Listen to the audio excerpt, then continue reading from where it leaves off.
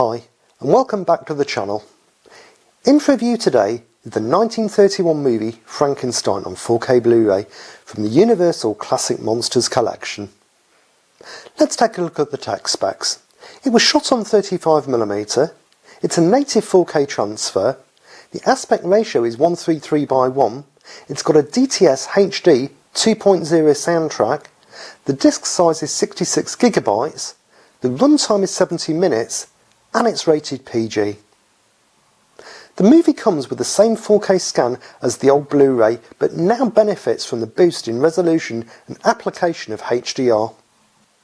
With the film being made the same year as Dracula in 1931 and only months apart, the image has a similar look to it. Grain is finer and more prominent again, a common thing for 1930s movies that are transferred to high definition, and the UHD accentuates it even more with structure and consistency also being improved over the Blu-ray. Finer film grain makes way for improvements to both sharpness and clarity, close-ups display greater definition with facial textures, and Boris Karloff's makeup being highlighted even more.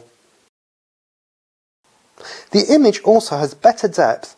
Dr. Frankenstein's laboratory is more detailed, with the brickwork being more defined, and the background detail in the crowd scenes is good, with each face in the mob being visible. A few shots scattered throughout are out of focus and look softer, again due to the technical limitations of the period, but there isn't as many as Dracula. There is still some pops and speckles on the picture, but Universal have done a good job of removing a lot of it in their restoration, and the image is mainly clean.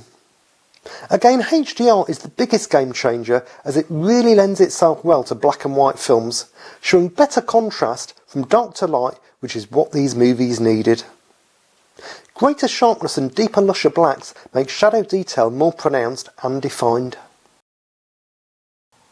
The overall grayscale is good, with more nuanced shadings between both extremes of black and white.